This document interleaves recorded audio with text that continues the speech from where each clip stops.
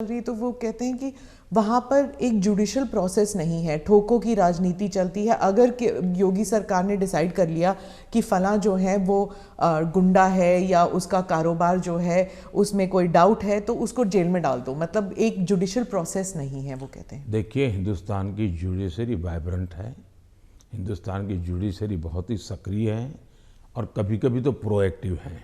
अगर ऐसा कुछ भी हुआ होता तो हिंदुस्तान की जुडिशरी ने जरूर कदम उठाए होते और पीआईएल करने वालों की कमी नहीं है हमारे देश में।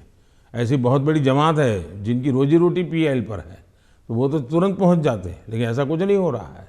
मतलब वो न्यायिक प्रक्रिया के आधार पर काम करते हैं। पर जैसे जैसे लखीमपुर खेरी का इंसिडेंट हुआ था और वो टेनी अभी भी जो हैं वो he still an important person BJP के लिए, तो ऐसे कई इंसिडेंट्स हैं उसको लेकर जो वहाँ पर जो समाजवादी पार्टी है it has been successful in saying कि अगर कोई बीजेपी के साथ है तो वह वाइट वॉश हो जाते हैं उनके सारे क्राइम्स। मैं यही तो कह रहा हूँ कि सुप्रीम कोर्ट जो कमेटी बनाना चाहती थी, राज्य सरकार ने सहमति दी।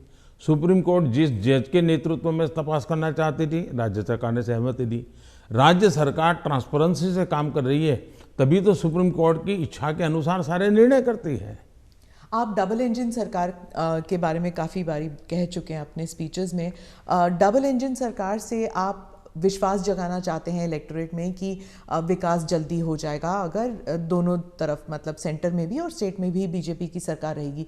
लेकिन कुछ लोग समझते हैं कि इससे एक धमकी की तरफ देखते हैं कि अगर डबल इंजन सरकार नहीं है तो विकास में गतिरोध आ सकता है, वह विकास मतलब गाड़ी आगे नहीं चलेगी अगर ये डबल इंजन सरकार नहीं होगी तो। देखिए, परिवार में भी माँ बाप हमेशा सभी भाइयों बहनों को कहते हैं कि देखो भाई, हम सब मिलकर के इस दिशा में जाएं तो सब अच्छा होगा, और सब उसी दिशा में प्रयास करते हैं। कोई एक दूसरे के विपरीत नहीं करता है। इतना बड़ा देश है, अगर हम एक दूसरे से विपरीत करेंगे तो हमारे संसाधनों नष्ट हो जाएंगे, हमारे देश की भलाई करने की गति रुक जाएगी। और इसलिए देश के लिए बहुत आवश्यक है कि लोगों के कल्याण के काम हम मिल बैठ के करें और ज़्यादा तेजी से करें। और उसमें भी अगर हम राजनीति करने जाएंगे, मेरा राज्य है मैं मेरी मर्जी से करूंगा, ऐसा करेंगे तो कितना नुकसान होता है। मैं एक योजना बताता हूँ। अब जैसे आयुष्मान भारत योजना,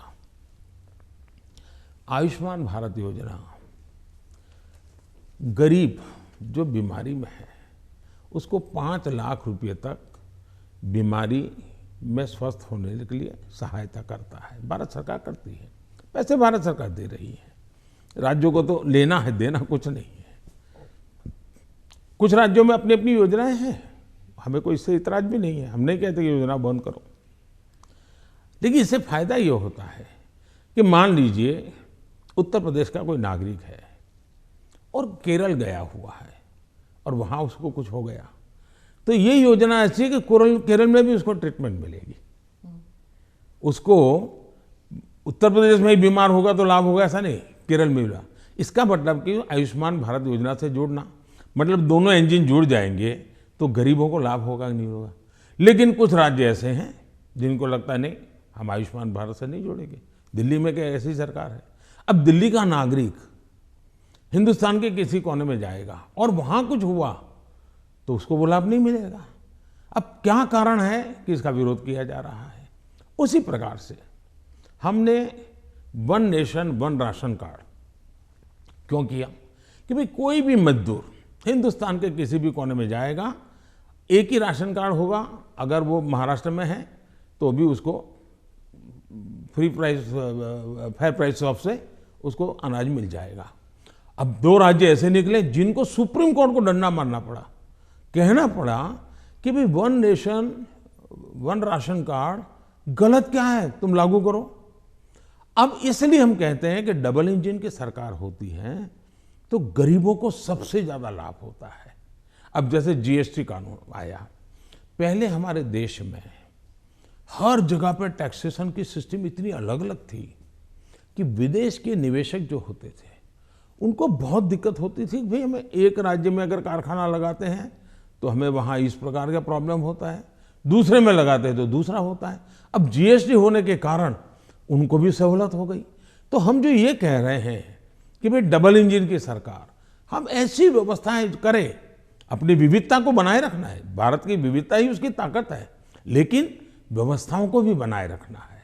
और इसलिए हम कहते हैं कि जब डबल इंजन लगता है तो ताकत बहुत बढ़ जाती है, हमारी शक्ति वेस्ट नहीं होती है। हमें इसका उपयोग सिर्फ और सिर्फ देश का कल्याण, गरीबों का कल्याण, देश के युवाओं का भला, इतना ही हमारा अर्थ है। आप विविधता की रिस्पेक्ट के बारे में बात करते हैं, लेकिन राहुल गांधी और सिर्फ राहुल गांधी नहीं, स्टालिन, केसीआर, महबूबा, ममता सब कहते हैं कि आपकी पार्टी जो है उस विविधता को रिस्पेक्ट नहीं करती, इसलिए चाहे बंगाल हो या आंध्रा, तमिलनाडु, केरला और कश्मीर, इन सभी राज्यों में बीजेपी कहीं घुस भी नहीं सकती है, सरकार बना नहीं सकती है, क्योंकि एक सेंट्रिस्ट, एक स्ट्रॉन्ग व्यू पॉइंट वाली पार्टी है जो रीजनल एस्पिरेशंस को नहीं समझती।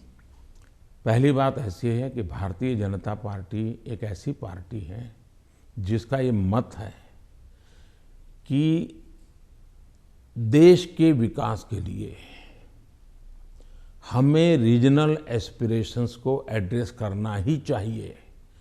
और देश में मैं पहला मुख्यमंत्री हूँ जो इतने लंबे समय तक राज्य का मुख्यमंत्री रह करके आया हूँ, और इसलिए राज्य के एस्पिरेशंस क्या होते हैं, राज्य की आवश्यकताएं क्या होती हैं, इसका मुझे भली भांति समझ है।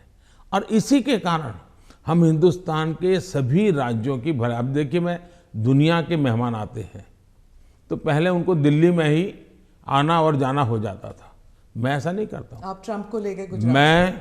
मैं उनको अलग अलग जगह पर, मैं चाइना के राष्ट्रपति को ले गया तमिलनाडु, मैं फ्रांस के राष्ट्रपति को ले गया उत्तर प्रदेश, मैं जर्मन चांसलर को ले गया कर्नाटका, और तब तो कांग्रेस की सरकार थी। किसकी सरकार? इस देश की शक्ति को उभारना, इस देश के हर राज्य को प्रोत्साहन मिलना, यही हमारा काम होता है। अब यूएन में जाकर मैं तमिल भाषा में कोट करता हूँ तो दुनिया को गर्व होता है कि भारत के पास दुनिया की सबसे पुरानी भाषा है, पहले कोई बोलता ही नहीं था। और इसलिए तो मैं हर एक को साथ लेकर के चलने का प्रयास करता हूँ, और मैं मानता हूँ वही रास्ता है।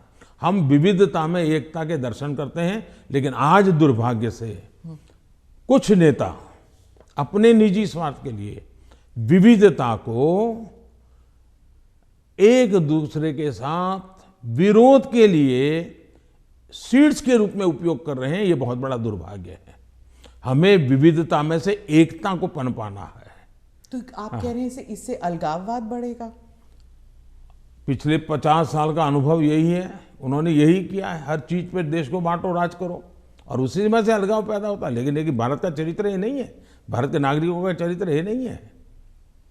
आप इसको एक do you see it as a threat कि अगर इसे अभी नहीं रोका जाएगा तो सेपरेटिस्ट एलिमेंट्स आ जाते हैं कि जैसे अगर कश्मीर का अलग बात है, नॉर्थ ईस्ट की बात अलग है, लेकिन अगर आप द्रविड़ मूवमेंट को देख लेंगे या कहीं और राज्य में देख लेंगे, अगर रीजनल एस्पिरेशंस को बढ़ाया जाता है तो क्या एक यूनिटी फैक्टर में कोई देखिए हमने दरार पड़ सकता है? मैं बताता हूँ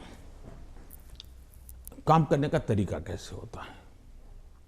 हमारा ये मत है सामाजिक न्याय। भारत जैसे देश में इतनी विविधता भरा समाज व्यवस्था, और अगर सामाजिक न्याय के सिद्धांत में हम थोड़ा सा भी ऊंचे नीचे करेंगे तो हमारे देश को बहुत नुकसान होगा। इसलिए समाज का छोटे से छोटे तबके के व्यक्ति को भी विकास में पूरा सहयोग मिलना चाहिए और विकास के लिए अवसर मिलना चाहिए। जैसे समाज के अंदर सामाजिक न्याय की आवश्यकता है, वैसे ही राष्ट्र में भी कोई एक इलाका बहुत आगे बढ़ जाए और कोई इलाका पीछे रह जाए तो कभी भी देश का भला नहीं होगा।